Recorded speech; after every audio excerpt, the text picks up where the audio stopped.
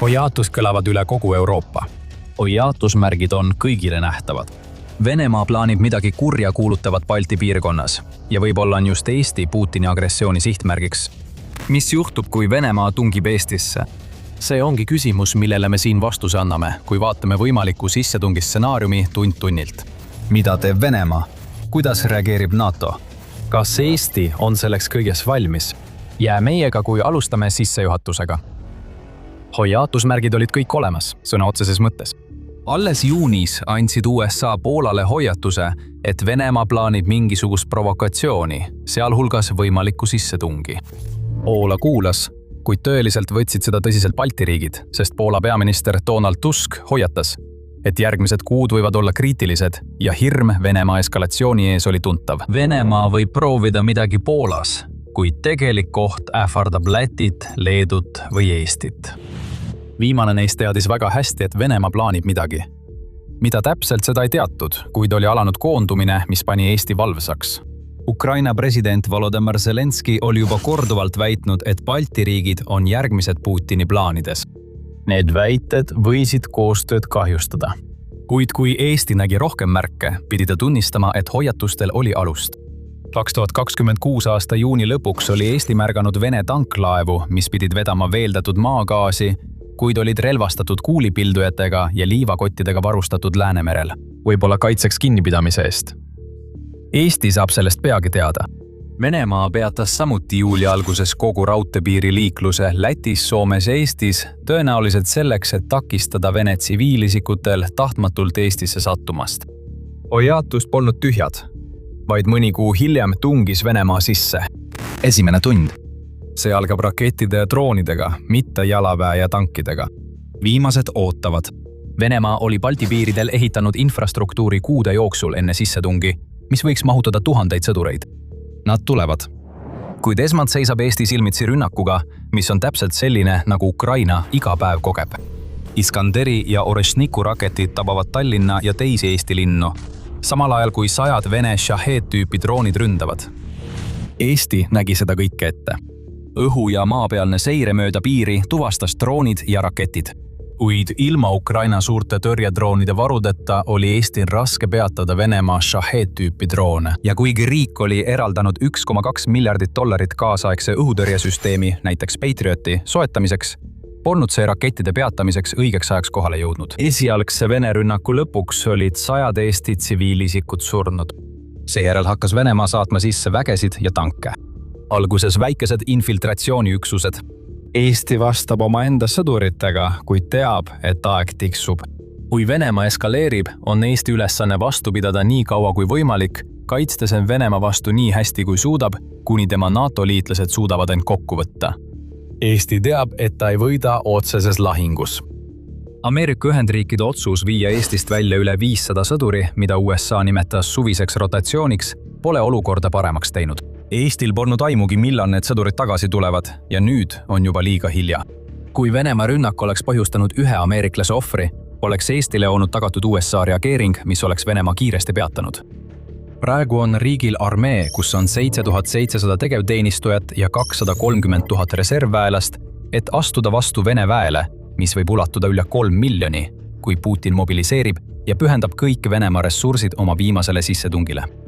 Asjad pole veel nii kaugele jõudnud, kuid kui sissetung eskaleerub, teab Eesti, et tagasilugemine on alanud. Uuringud on näidanud, et Venemaal kuluks kõigi Balti riikide vallutamiseks vaid 90 päeva. Tallinn võiks langeda palju kiiremini. Venemaa tankid võivad jõuda Eesti pealinna juba 60 tunni pärast. Ülesanne on hoida rindejoont.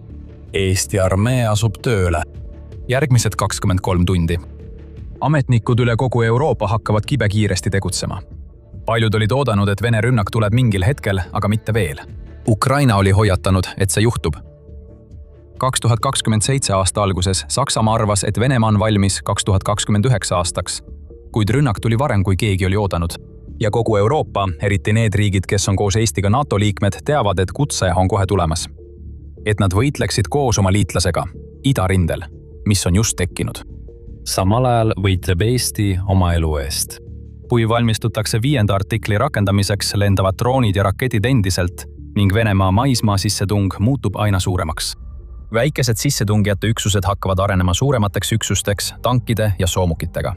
Eesti reageerib, tõmbudes kaitsele ja püüdes oma kindlustusi hoida. Selleks kaevati kaevikud. Eesti droonid tõusevad lendu ja Eesti soomusmasinad lähevad Vene sissetungijatele vastu. HIMARS-i raketiheited lastakse valla. Eesti ostis 2026 aasta aprillis veel 3 sellist raketiheitjat ning need muutuvad võtmetähtsusega relvadeks pikamaa strateegias, mida Eesti kasutab, et lüüa Venemaa vägesid tagalas, kui rindejoon laieneb. Sellest ei piisa, et Venemaad peatada. See aeglustab vaid Putini vägesid. Siiski teab Eesti, et tal on varrukas trumppäss, mis annab talle traagilise, kuid väga reaalse lootuse kiireks NATO vastuseks. USA väed võivad olla välja viidud, kuid Eestis on teiste riikide NATO väed. Juba. 2024 aastal määras Ühendkuningriik Eesti kaitseks brigaadi ning Briti sõdurid leiavad end nüüd sõja eesliinil Venemaaga. NATO täiustas juulis ka oma õhuturbemissiooni nii Eestis kui Leedus, mis tähendab mitte ainult seda, et hävitajad on tõusnud õhku Venemaa droonide ja rakettide vastu, vaid ka seda, et teised välisriikide sõdurid, kes on NATO liikmesriikide kodanikud, võitlevad Eestis Venemaa vastu. Eesti ei soovi, et see juhtuks, kuid ükskõik millise välisvägede sõduri kaotus mängiks Eesti kasuks, pagades NATO palju kiirema reageerimise. 24 tundi möödas. Artikkel 5 käivitatakse ametlikult, mis on võib-olla kõige olulisem artikkel kogu NATO hartas. Artikkel 5 kutsub NATO liikmeid üles andma abi igale liikmesriigile, keda rünnatakse tema enda territooriumil. Ja Eesti vajab seda abi rohkem kui kunagi varem. Putin ootas seda. Ta teab väga hästi artikkel 5 ja mõistab, et tema sissetung käivitaks selle. Ta loodab sellele, et NATO liikmed võtavad nii kaua aega, et otsustada, kas abi anda, kuidas seda abi anda ja millal see saadetakse. Et selleks ajaks, kui NATO on kõik välja mõelnud, on Eesti juba langenud. Putin on kõvasti tööd teinud, et NATOs lõhesid külvata, mängides isegi oma rolli USA mõjutamisel, et see avalikult oma NATO liitlasi kritiseeriks ja mitmel korral isegi lahkumisega ähvardaks. Mida rohkem aega Putini sepitsused Venemaale annavad, seda paremad on Venemaa võimalused Eestis. See on Eestile väga reaalne hirm. Tavaliselt on Vene provokatsioonid NATO liikmete vastu viinud 4. artikli käivitamiseni, mis tähendab konsultatsioone, mitte tegutsemist. Kui Eesti läheks seda teed, võiks 5. artikli käivitamiseni ja Eestile vajaliku vastuse saamiseni kuluda nädalaid, isegi kuid. Eesti teab, et tal ei ole seda aega. Tegelikult teavad seda ka NATO liikmed. Kuid ainus varasem näide 5. artikli käivitamisest on 11. septembri rünnakud ning NATO liikmetel kulus 2001. aastal mitu nädalat, et jõuda üksmeelele, kuidas reageerida. Siiski on 5. artikkel käivitatud. Eesti juhtivad ametnikud töötavad ööd ja päevad, et viia läbi diplomaatilist missiooni, mille eesmärk on NATO kiiremini tegutsema panna, kiiremini kui kunagi varem. Kõik, mida Eesti teha saab, on loota, et need pingutused kannavad vilja. Aga enne, kui me sellesse sissetungi stsenaariumisse sügavamale läheme, tuletan kiiresti meelde, et te vaatate saadet The Military Show. Kui sa pole veel tellinud, siis nüüd on ideaalne aeg vajutada seda nuppu ja panna märguanne tööle, et sa ei jääks ilma sellest, mis meil järgmisena tulemas on. 48 tundi möödas. Eesti ettevalmistused selleks sissetungiks hoiavad Venemaad vaevu tagasi. Tankid ja soomukid on nüüd mängus. Kuid Eesti on kulutanud miljoneid dollareid oma piiride kaitse tugevdamiseks ja see aeglustab Venemaa sissetungi. Linnadesse ehitatud varjendid on juba tsiviilelanike poolt hõivatud, kaitstes neid nii hästi kui võimalik Venemaa rakettide ja droonide eest. Rindel, mis laieneb kiiresti, hõlmates kogu Eesti 294 kilomeetrist piiri Venemaaga, käivad ägedad lahingud. Eesti metsades maskeeritud soomusmasinad on korraldanud varitsusi Vene vägedele. Kogu piiri ulatuses paigaldatud jalaväemiinid on tabanud Vene vägesid ja tanke, aeglustades nende edasiliikumist. Metsades mängivad aeglustusoperatsioonis oma rolli 100 punkrid, 1000 tankitõketeks nimetatud draakonihambad ja lugematud kaevikud. Eesti paneb samuti proovile paljud õppetunnid, mida on saadud Ukraina sõjast, eriti just droonide kasutamise osas. Juba mais kulutas Eesti üle $8 miljonit uue drooni ja elektroonilise sõjapidamise katsetuslabori avamiseks ning oli juba eelnevatel kuudel hakanud laiendama oma kodumaist droonitootmist. Eesti sõdurid panevad saadud väljaõppe proovile, korraldades droonirünnakuid Vene tankide ja väekoondiste vastu. Kuid Vene väed liiguvad endiselt edasi. Isegi tõkete olemasolul on nende arv lihtsalt liiga suur. 60 tundi möödas. Umbes oodatud ajal murravad Vene väed läbi piirikaitsest ja jõuavad Tallinna äärealadele. Narva on juba langenud. Piirilinn, mis asub Peterburile lähemal kui Eesti pealinnale, Polnud mingit võimalust, kui linnale nime andev jõgi ületati. Läänemeres koondab Venemaa mereväge. Aeg hakkab otsa saama. Tallinn on kokkuvarisemise äärel. Eesti võis loota, et Poola ja teised Balti riigid tulevad kohe appi ka ilma NATO heakskiiduta. Seda pole juhtunud. Mõlemad on ettevaatlikud, kuna Vene laevad kogunevad Läänemerel ning neil on põhjust muretseda ka Kaliningradi eksklaavi pärast. Nad on valmis võitlema, kuid vajavad lahingus ülejäänud NATO abi. 72 tundi möödas. Arutelud on pingelised, kui NATO liikmed jälgivad, kuidas oluline osa selle idatiibast Venemaa vastu on valutamise äärel. Tuleb teha otsus. Vladimir Putin arvestab sellega, et NATO reageerib kutsele liiga aeglaselt. 72 tundi on Eesti jaoks juba laastav, sest Tallinnas kaotatakse iga tunniga maad. NATO paljastab Vladimir Putini bluffi. Ei tule teravalt sõnastatud hukkamõistu ega mõttetut üleskutset Putinile oma tegevus lõpetada. See, mis toimub Eestis, on eksistentsiaalne oht kogu Euroopale ja NATO Euroopa liikmed teavad seda. Vladimir Putin ei peatu Eestiga. Järgmisena ründab ta teisi Balti riike ja võib-olla liigub edasi Poola suunas. Artikkel 5 käivitati. Nüüd on see heaks kiidetud. Eesti ei saa veel kergendatud hingata. Ta teab, et suudab koos NATO liitlastega hästi võidelda. Kevadel osales Eesti suurejoonelisel õppusel, kus 4. maist kuni 1. juunini oli kaasatud 12 000 sõdurit. Ning selles õppuses osalesid ka Ukraina esindajad, kes jagasid Ukraina sõjas saadud õppetunde. Siiski teab Eesti ka seda, et NATO pühendumine artikkel 5 käivitamisele on vaid esimene samm. Väed peavad liikuma hakkama. Plaanid tuleb koostada. Täieliku NATO vastuse nägemiseni võib kuluda nädalaid. Aga Eestil on põhjust rõõmustada. Läänemeri, mida mõnikord nimetatakse NATO strateegiliseks mereks, on ümbritsetud 8 NATO riigiga, sealhulgas Eestiga. Teised Balti riigid, Poola ja Põhjamaad nagu Soome, Rootsi ja Norra suudavad NATO kutsele kiiremini reageerida kui enamik teisi Euroopa NATO liikmeid. Kahjuks on mõned Ühendkuningriigi sõdurid ka Eesti kaitsmisel oma elu kaotanud. See on ajendanud Ühendkuningriiki tegutsema, saates sõjalaevu ja allveelaevu Läänemerre. Rootsi Gotlandi saar ja Taani Bornholm muutuvad kiiresti strateegilisteks kitsaskohtadeks, mis aeglustavad Vene sõjalaevu ja takistavad neil oma tulejõudu Eesti rannikule koondamast. Poola väed hakkavad liikuma Balti piirkonna suunas edasi. Kaliningrad, hoolimata oma ohtlikkusest, võetakse kiiresti kontrolli alla. NATO idapoolse õhuvõimu vallandatud tulevihm hävitab suurema osa Venemaa Kaliningradi baasidest ning lisaks kõrvaldab paljud eksklaavis asuvad elektroonilise sõjapidamise keskused, mis võiksid tekitada probleeme Läänemerel. Kaliningrad ei ole kasutu. Kõik raketilaskekohad, mida NATO ei hävita, hakkavad tulistama, kuid iga laskmine paljastab asukoha ja sellele järgneb õhurünnak. NATO masinavärk on käima läinud. Eesti jätkab võitlust. 2 nädalat on möödas. Enamik Eestist on Venemaa poolt okupeeritud, kuid kuna võitluses on ka teised Balti riigid, Poola ja Põhjamaad, on Eesti taganemised olnud taktikaliselt läbimõeldud. Ja nüüd on selge rindajoon, kus mõlemal pool on tuhanded sõdurid, mis on aeglustanud Vene vägede edasitungi teosammule. Iga päev saabub Balti piirkonda üha rohkem NATO vägesid. Kui logistika saab paika, hakkab relvade voog Balti piirkonda jõudma. Poola paistab eriti silma. Poola väed on juba sisenenud ja õhurünnakute käigus Kaliningradi hõivanud. See, et Poola on NATO suurim kulutaja SKT suhtes, annab nüüd tunda, sest Poola tankid, soomukid ja moodsad lennukid aitavad Eestil hakata Vene vägesid tagasi tõrjuma. Muidugi ei kasuta Venemaa ainult seda, millega ta tuli. Kui NATO väed liiguvad Balti piirkonda, saadab Venemaa tuhandeid lisavägesid. Plaan on lihtne. Luua samasugune kurnav sõda, nagu Venemaa peab Ukrainas. Kui sellest piisab, et Venemaa võtaks Eesti või mõne teise Balti riigi, on Putinil mõjuvõim, mida ta saab kasutada NATO sundimiseks läbirääkimiste laua taha. Eesti vägedel on veel üks probleem, millega tuleb tegeleda.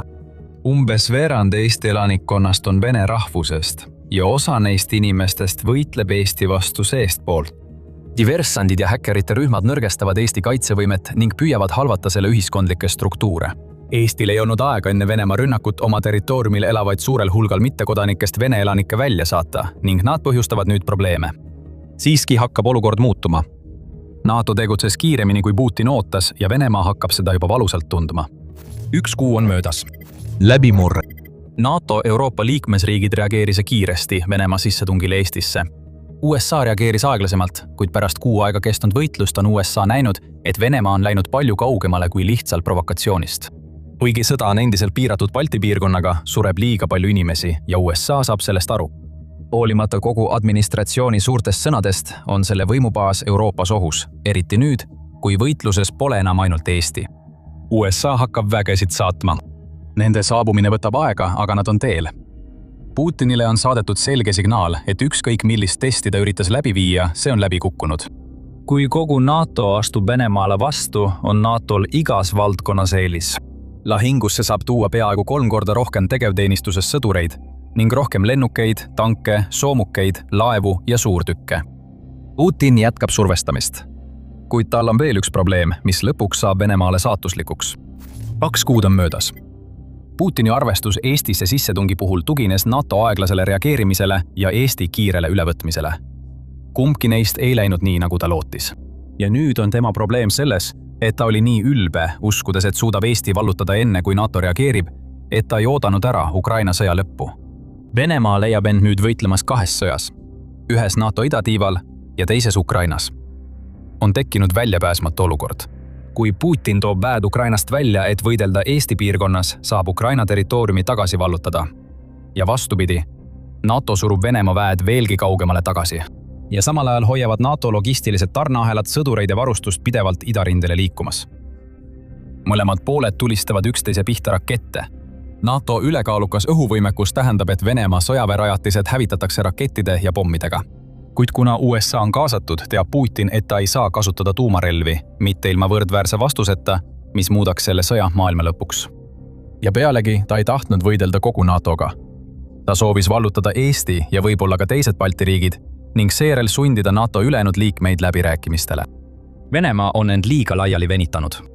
Putin oleks pidanud kuulama endist Eesti Välisluureameti direktorit Rainer Saksi, kui ta ütles, et Venemaal puudub võimekus oma sõda lääne poole laiendada ning et see on õhurünnakutele haavatav. Pärast seda, kui Ukraina on nii muljetavaldavalt hävitanud suure osa Venemaa õhutõrjest, nüüd näeb Putin, kuidas need sõnad täide lähevad. Oma armee jagamine on samuti probleem. Paljud sõdurid, keda ta saadab NATO vastu võitlema, on halvasti väljaõpetatud reservväelased, kes valmistuvad Ukraina lihaveskisse saadetuks saama. Nad ei ole valmis NATO ühendväe vastu, mis on just selliseks sõjaks treeninud. NATO väed teevad Ukrainaga koostööd otsesemad kui kunagi varem ning see tõstab võimalust, et NATO saadab sõdureid Ukrainasse Venemaa vastu võitlema. See ei pidanud nii olema. Eesti oleks pidanud kiiresti langema, aga nii ei läinud. Ja nüüd peab Putin oma meeleheites tegema otsused taanduda. Ta pani NATO proovile ja sai palju rohkem, kui ta oodata oskas. See, mida me siin esitlesime, on üks võimalikest stsenaariumitest, mis võiks juhtuda, kui Venemaa tungib Eestisse. Ja see on tõenäoliselt parim võimalik stsenaarium. Nii palju sõltub NATO reageeringust. Oluline on kiirus, jõud, kui palju on USA kaasatud ja kuidas on korraldatud logistilised tarneahelad. Sissetungi ajastus on samuti oluline tegur. Oleme eeldanud, et Ukraina sõda kestab endiselt, kui Venemaa tungib sisse, kuid Putin võib oodata, kuni see sõda lõpeb, eeldades, et see lõpeb ajavahemikus, mida Putin vajab, et tegelikult Eesti invasioon läbi viia. Oleme teinud veel ühe eelduse, et Venemaa oleks üldse võimeline Eestisse piisavalt tugevate jõududega tungima. See pole sugugi kindel, eriti kuna Ukraina sõda on Venemaale juba nii palju probleeme põhjustanud. Numbrid ei valeta. Kaotused Ukrainas on Venemaa jaoks liiga suured. Toimub demograafiline kriis ja iga järgmine sissetung muudaks Venemaa haavatavaks vaenlaste suhtes, kellest ta ise võib-olla teadagi ei tea. Kas tahad rohkem teada saada? Vaata siis meie videot. Kui sulle see video meeldis, siis vajuta telli ja pane märguannete kelluke tööle, et näha rohkem The Military Show sisu. Ja aitäh vaatamast!